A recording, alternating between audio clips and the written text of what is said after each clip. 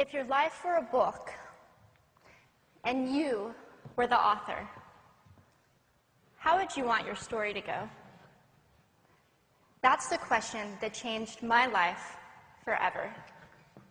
Growing up in the hot Las Vegas desert, all I wanted was to be free. I would daydream about traveling the world, living in a place where it snowed, and I would picture all of the stories that I would go on to tell. At the age of 19, the day after I graduated high school, I moved to a place where it snowed, and I became a massage therapist.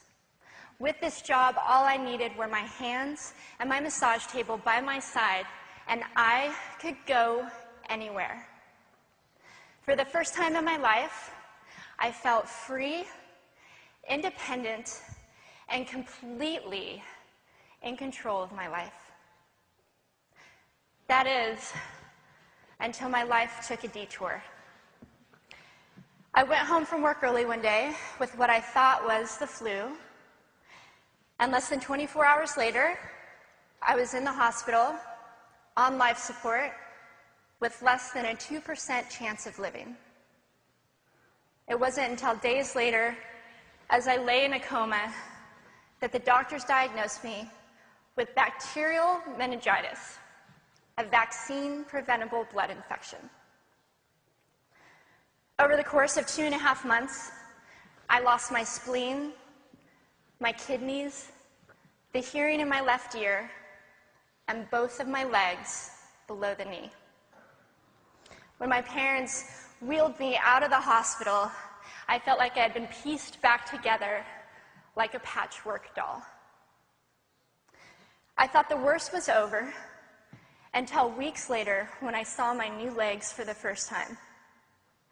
The calves were bulky blocks of metal with pipes bolted together for the ankles, and a yellow rubber foot with the raised rubber line from the toe to the ankle to look like a vein.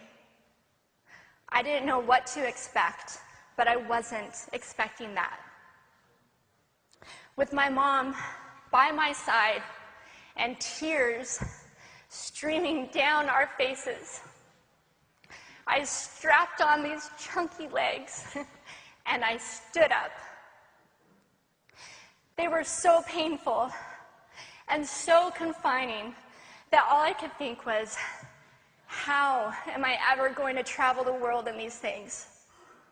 How was I ever going to live the life full of adventure and stories as I always wanted? And how was I going to snowboard again? That day, I went home, I crawled into bed, and this is what my life looked like for the next few months. Me passed out, escaping from reality, with my legs resting by my side. I was absolutely, physically, and emotionally broken.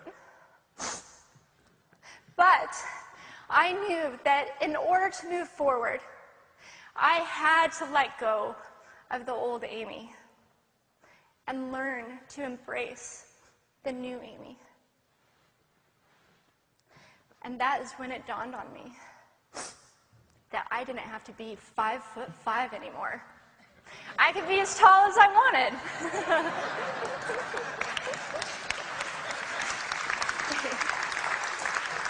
Or as short as I wanted, depending on who I was dating. And if I snowboarded again, my feet aren't going to get cold. And best of all, I thought, I can make my feet the size of all the shoes that are on the sales rack. And I did. So there were benefits here. It was this moment that I asked myself that life-defining question. If my life were a book and I were the author, how would I want this story to go? And I began to daydream. I daydreamed like I did as a little girl. And I imagined myself walking gracefully, helping other people through my journey, and snowboarding again. And I didn't just see myself carving down a mountain of powder, I could actually feel it. I could feel the wind against my face and the beat of my racing heart as if it were happening in that very moment. And that is when a new chapter in my life began. 4 months later, I was back up on a snowboard. Although things didn't go quite as expected, my knees and my ankles wouldn't bend, and at one point, I traumatized all the skiers on the chairlift when I fell, and my legs, still attached to my snowboard, went flying down the mountain. And I was on top of the mountain still.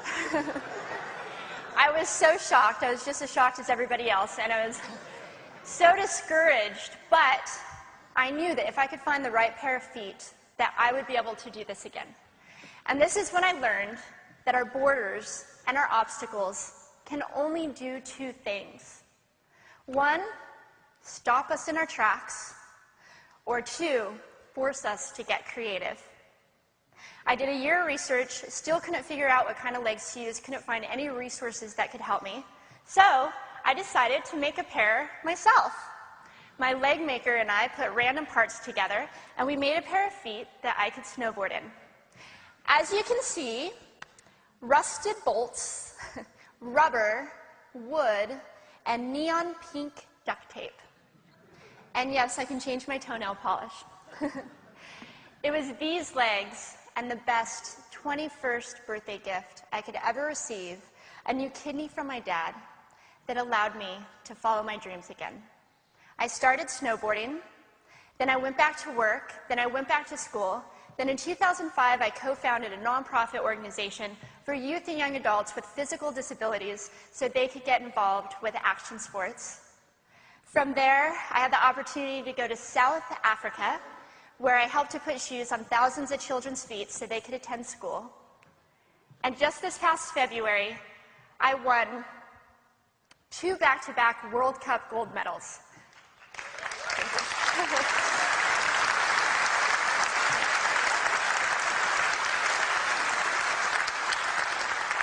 Which made me the highest-ranked adaptive female snowboarder in the world.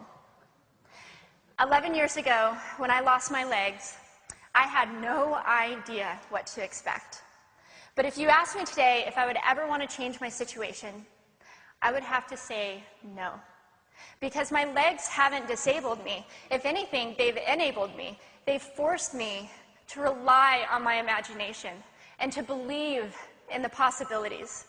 And that's why I believe that our imaginations can be used as tools for breaking through borders. Because in our minds, we can do anything, and we can be anything.